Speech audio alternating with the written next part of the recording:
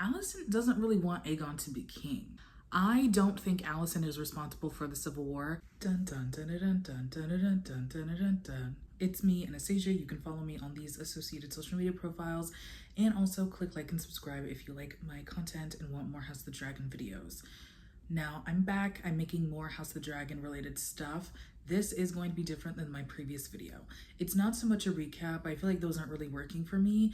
I think it's better to just talk about ideas and concepts because I realize I love talking about Game of Thrones and I love talking about House of Dragon.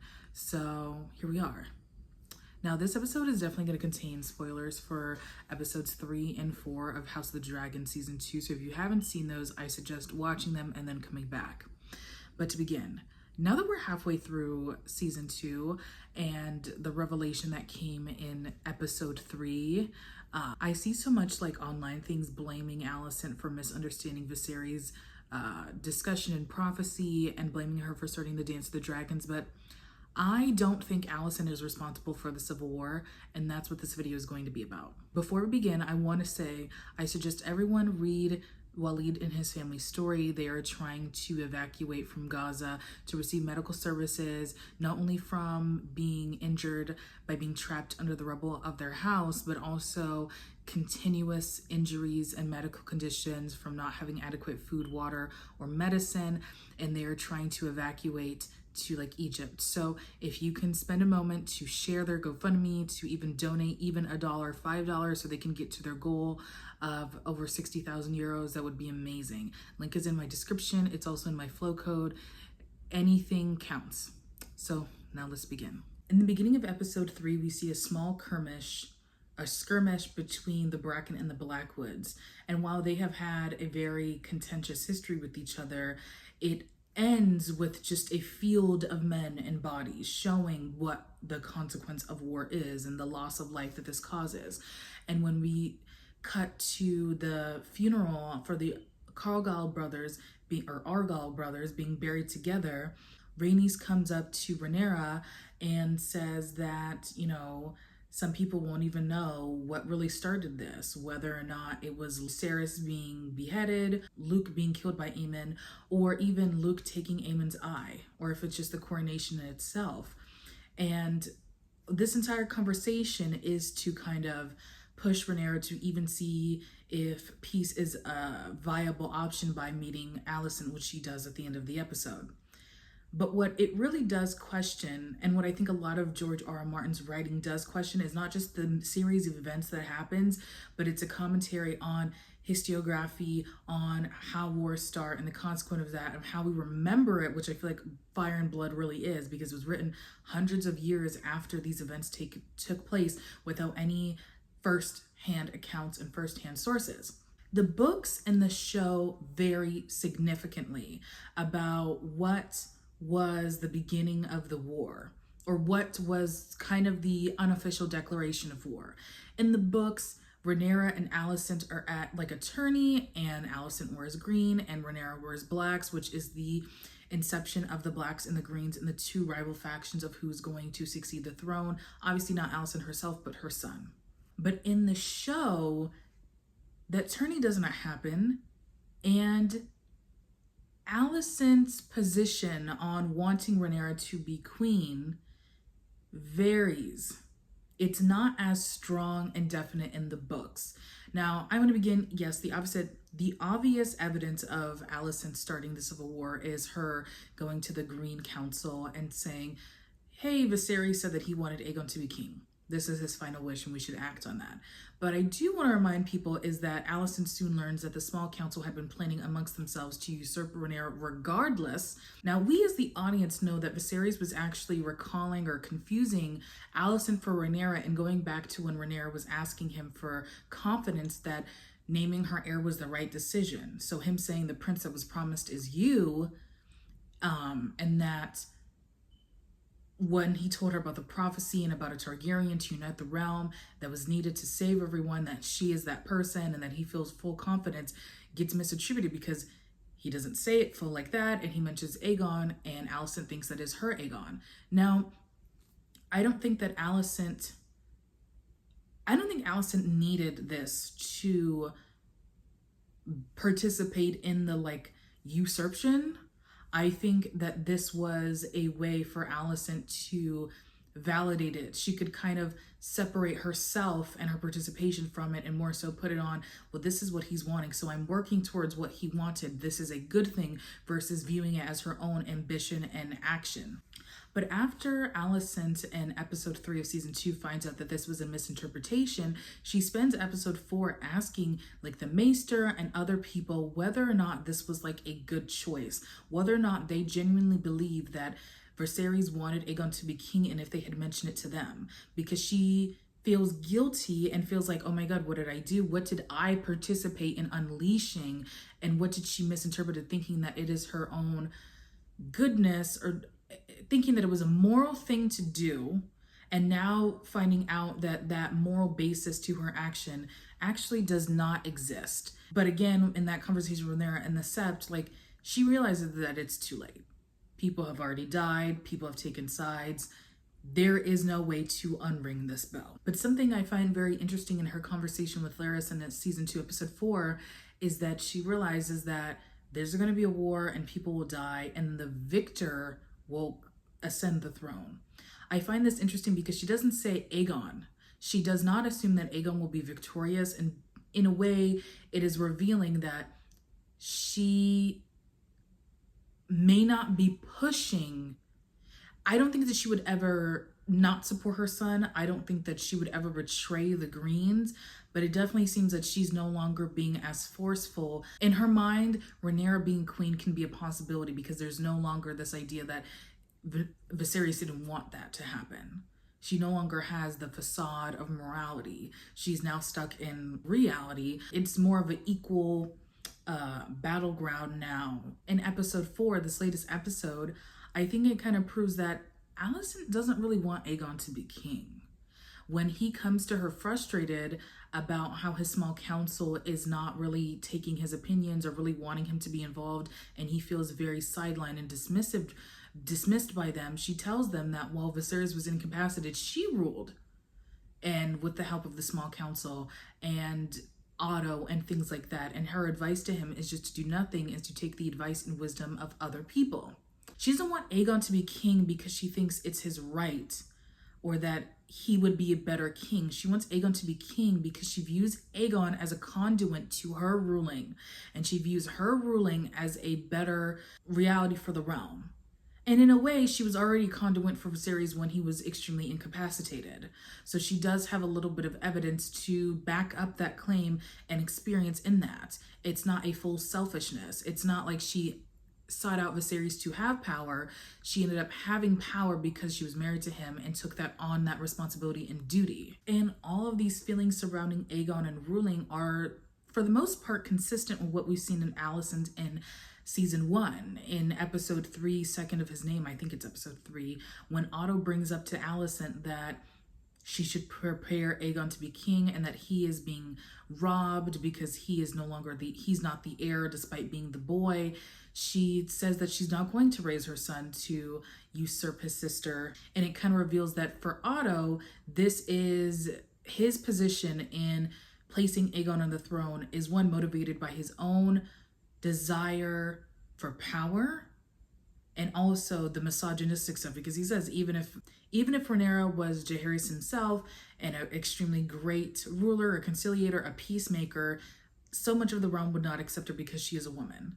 And Alicent disagrees and says that their house have sworn to Rhaenyra, and that is before a lot of things happen. You're probably asking yourself, okay, but like, how did we get to episode 9 and she's there placing a crown on his head? In my opinion, Alicent does stick to this position for the most part, but there is a very important thing that happens with her and Rhaenyra's relationship that causes this break and transition, and that is why Alicent wore the green dress. So, I think it's episode 4. Like, when we see Alicent older and we see the teenage versions of Aegon, he is very, he's oblivious that anyone would want him to be king. He's irresponsible. He doesn't really care about anything. He likes to bully his brother. Like, he's not being brought up as this noble future king. So she does make true on that. But she does tell him that he is the challenge to Rhaenyra just by simply living and breathing, and that she can come for them, and that there are people who know that he's going to be king one day. So it's like a middle ground on whether or not she really is against Rhaenyra. When Rhaenyra lies to Alicent about not sullying herself, not having sex, and uses the deaths of their mother, which is something they bond over, and then Alicent then finds out from Sir Criston, due to some manipulation from Larys, that is untrue, it causes her to fully break away from the Targaryens and more so embrace her house. After Alicent was married, you see her outfits go from like light blues and whites to Targaryen colors of black and red. And then at the wedding, she wears green for Hightower, for what is the color of the flame on Old Town. And while I view Alicent wearing the dress and her kind of embracing her own autonomousness away from the Targaryens and stuff, and away from Rhaenyra especially, it is also her low-key being manipulated by her father. Because what happens when Rhaenyra lies, Viserys turns on Otto, and Alicent, in a way, believes Rhaenyra and chooses Rhaenyra over her father, and he gets sent away. And Alicent is there all alone. She sees in this moment that Rhaenyra is willing, and all of them are willing, to sacrifice her own family for themselves and whatever motivations and things that they want or selfishness. And that is very hurtful to her. And it makes sense why it would be hurtful to her. And as Otto leaves, he tells her to prepare Aegon to be king, and that this is just a small example of how her own family, her children, can be pushed aside, not considered, and even mistreated and sacrificed for Rhaenyra and her family and the Targaryens. Alicent is in a way being protective of that and declaring herself different from them and raising her kids to just be her own versus part of this entire system that may not consider them because they are not going to be heirs. So I don't necessarily interpret that as her declaring war on Rhaenyra. And then when you couple that with the fact that in the 10-year switch, what Rhaenyra does is irresponsible. Having 3 bastard kids is irresponsible and does lower her claim to the throne. Yes, I know people are like, oh, but like they came from Rhaenyra, they're not getting their claim from Laenor. They're still illegitimate children.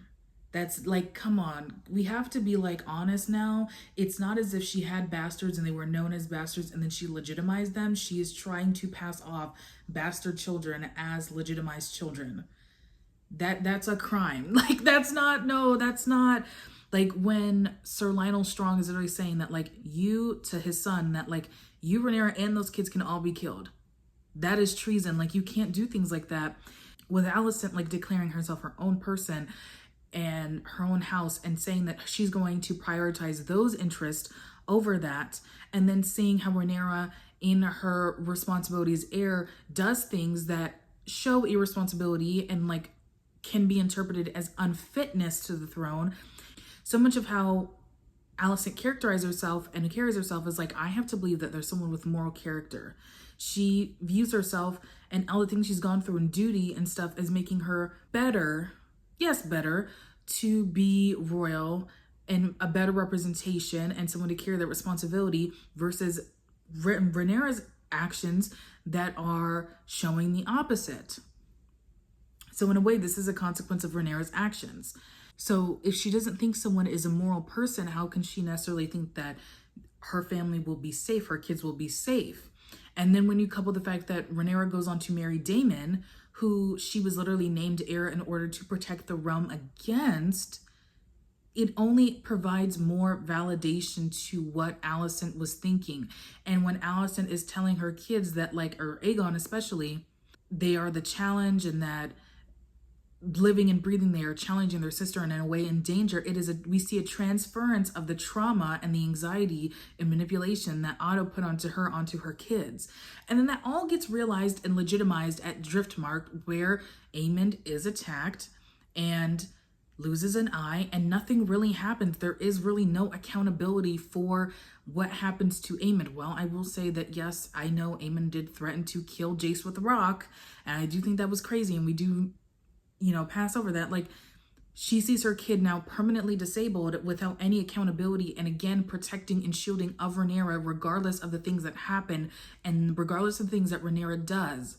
So when it comes to like all of the things that Rhaenyra does, it only fuels Alicent's self-righteousness and validation, that self-righteousness and belief that Rhaenyra is not morally best to rule.